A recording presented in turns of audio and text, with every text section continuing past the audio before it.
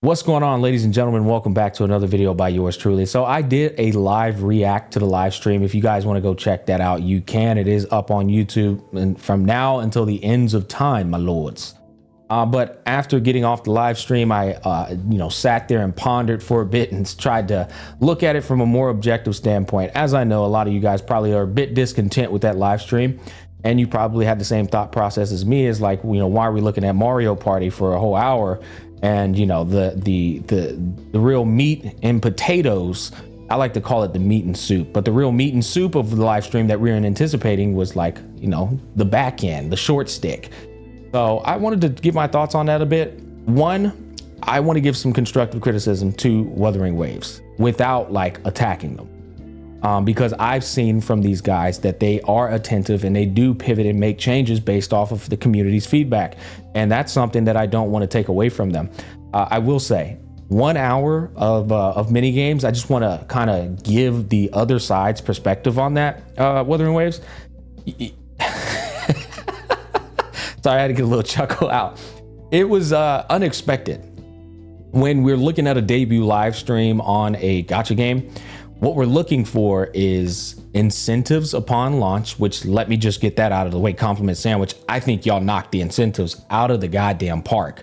Your incentives were absolutely insane, and I will cover those incentives in case anybody has bird brain and doesn't remember what those incentives are. But we expect incentives on launch.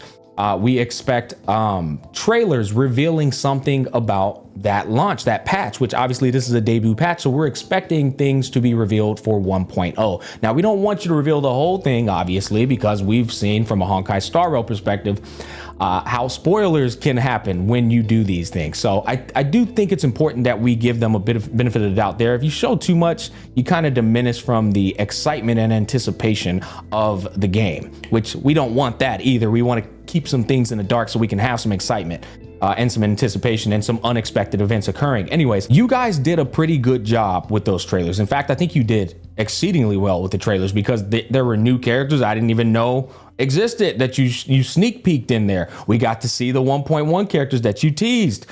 We got to see some new bosses. We got to see a sneak peek of a new area. So I think the trailers and the music, oh God, man, y'all do such a good job with the music. So I think you did great in the areas pertaining to incentives and sneak peeking 1.0, but we didn't really get to see the changes from closed beta 2 to what you guys have been cooking up behind the scenes in preparation of the launch. Now, a little birdie told me that y'all did do this on the CN version, which I never watched that. But if that's the case, I think that is where you guys probably went wrong.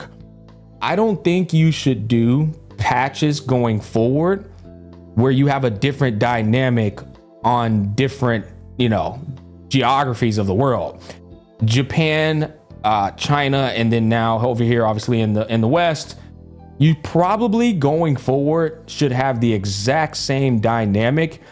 And hell, at the worst case scenario, you can just take the CN live stream and just translate it in English.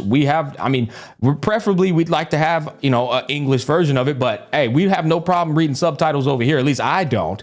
Especially if you're going to deliver it in the way that you delivered it, where you're showing the differences and stuff. That is of value to the audience. We would love to see stuff like that. In fact, that's pretty important because it also shows us what you've been doing.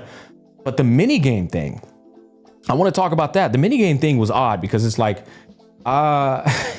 we are trying to watch the game, not, and this is no disrespect to them, by the way. Rexlit's a fucking legend. I'd never even known about the other people, but they were awesome. I loved seeing their personalities, but it did seem to be like a bit forced. I didn't see any real chemistry there, and it came off as a little awkward, a bit forced. But I don't want to completely shut down the idea of mini games being incorporated into these live streams, especially because often at times, sometimes information overload can be a thing where you're just sitting there hammering everybody with information on top of information to where it gets a little bit mind numbing, especially if you have ADHD and you're just like, wait, what the hell? I'm gonna go back. What were they talking about? So I do think the mini games is actually a relatively good idea to take people, disconnect them from the information overload and freshen up a bit. But that's like 20% of the live stream, not the 66% of the live stream that the mini game thing was going on. So I do think you need to cut back on that, maybe about 50%. It felt like it was an hour of the hour and 23 minutes that I watched, when it should probably be 20 to 25 minutes of that whole ordeal. And it's purely placed to like freshen up, switch up the mood, change up the vibe a little bit. You know, I think one big thing you guys could have replaced a big portion of those mini games with is some combat showing off, because there's a lot of eyes on your game who don't have an earthly clue about the combat, who are interested in seeing something. Now, I know you're definitely, by the way, I want to give them a little bit of defense here. They're relying on the content creators to explain the combat to you guys. They're incentivizing content creators behind the scenes as we speak to give you guys that information, because, well, they want to leave it to the pros, which is nice. But I think there's nothing wrong with showing just, you know, some fancy flashy combos with certain characters, just to keep people interested in what they can expect going into your game. But you got to strike a balance. You don't want to show too much. Overall, though, I think, you know, you guys learned from this. It's not that big of a deal. Your game's 100% still getting played by a lot of people. There's a lot of eyes on it, and everyone's still looking forward to playing it. Which, by the way, I want to get, now that we got all that out the way, I want to go over these rewards. I hate that word. Rewards. Good Lord. I want to go over them because that was absolutely insane. I wrote them all down because I wanted to make sure we could actually look over this together. These rewards are actually, like, I think it's the best launch rewards I've seen from any gacha game that I've played. We've got 40 standard wishes from leveling up, which that's the union level experience, by the way. But when you level up your union level, which it's, if I were to compare it to Genshin Impact, it's when you knock out dailies and you level up your adventurer level, same thing. You get 40 standard wishes once you get to like 45. Now it's going to take a little bit of time to get to 45, but you're going to get there anyways. It's something you're going to do anyway. So this is just giving you you know, incentives on top as you're doing what you're already going to be doing. 10 standard wishes gifted from live stream on launch, no work required whatsoever. You just get it on launch.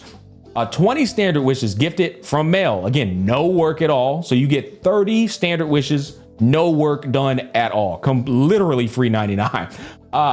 4 standard wishes from daily logging in. You get 10 limited wishes gifted from live stream on launch. They said you get 10 standard and 10 limited on launch just from the live stream celebration.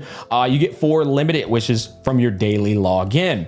You get 1600 Astrite from leveling up. So that's the union thing again. Once you get to 45, in total, you'll have 1600 additional Astrite, and you could throw that in with the limited wishes. So now we got 24 limited wishes given to us. We get 200 Astrite, and you can just add that in there. That's one singular limited wish. You get 2 4-stars. One of them is going to be, oh, I'm sorry, I'm getting ahead of myself. Free 4-star weapon selector in mail, no work required. As soon as you pop open the game, you get the mail, free 4-star weapon selector. Massive, because those are gacha weapons. Free 5-star weapon selector, again, from leveling up. So once you get to 45 union level, you get to choose a free 5-star weapon selector. I will be doing a guide on what I think people should be choosing in this manner. In fact, I'm just going to be doing a guide based off what I'm going to be doing, the strat I'm going to be doing with all of these resources that they're giving me. 5-star character selector after 80 wishes. This is insanity. All right, because it wasn't even a thing in Genshin Impact. They just put 2 middle fingers up. In Honkai Star Rail, it was after 300 wishes, which took 6 months, right? Insane. For some people, it took a whole year to get those 300 wishes. But get this, these guys are giving you 74 total standard wishes from all this stuff up here. So they're like, not only is it 80 wishes compared to 300 from Honkai, it's 80 and they're giving you 74 of them. That is wild. So pretty much just saying almost practically, here's the free wish. Now, there were some people who were saying like, you're going to have to make these 80 wishes separate from the discounted 40 that you get. I'll be honest, that kind of sounded like they were talking out their ass. I'd like to wait on launch, but even if that's the case, 120 is still way better. But from where I stand, they just said make 80 convene wishes, which means 80 outright. We'll see though on that. 5-star character after 40 wishes on discounted banner. Now this is something that's that was done in both Honkai Star Rail and Genshin Impact. But still, great incentive. You can now get 2 standard 5-star characters. If you re-roll correctly, you can set your account up with a very strong presence with these 2. Like me personally, I'm going for my girl Kung Fu Panda, the monk, and I'm probably going to pick up a Verena because those 2 are just great. Like I said, I'll make a video on that in due time. But you get 2 more free 4-star characters, Sanhua and Yanwu. And Wu, I don't know how to pronounce it. Bro look like a Wuthering Waves welt. Okay, we're going to keep it a buck. Most importantly, your limited weapon banner pools have no gacha. They are absolutely guaranteed. No gamba. Guaranteed. Guaranteed standard weapon banner pools. You choose the weapon you want from the standard banner, and it is going to come home if you hit pity early or if you get to 80. But no gamba whatsoever in the weapon department. That is huge, guys, and it cannot be discredited. So, like, for me personally, guys, I summed it up in case y'all want to look at all of this and just quick summary. Me personally, I don't give a damn if they ended up showing goddamn black screen the whole time. As long as I saw these incentives, that stream was a W to me. Now, that's just me, yo. I'm easy to please when it comes to rewards. But yeah, I mean, like, it's a debut stream. You live and you learn from it. It's not the end of the world. Was it the best? No, it wasn't. But I think you guys overall should take some of the constructive feedback provided in this video, and I think you'll be just fine. Like in 1.1, show off the 1.1 characters, show off what 1.1 has to offer, show off the incentives, show some cool trailers, show some big titty boobs. We love us some big titty boobas, you know? It is what it is. We love some curves. And that's it. You know, it ain't too hard. But anyways, y'all comment down below, man. I got more content coming on the way. So look forward to it. Peace, love, and happiness. I'll catch y'all on the flip side.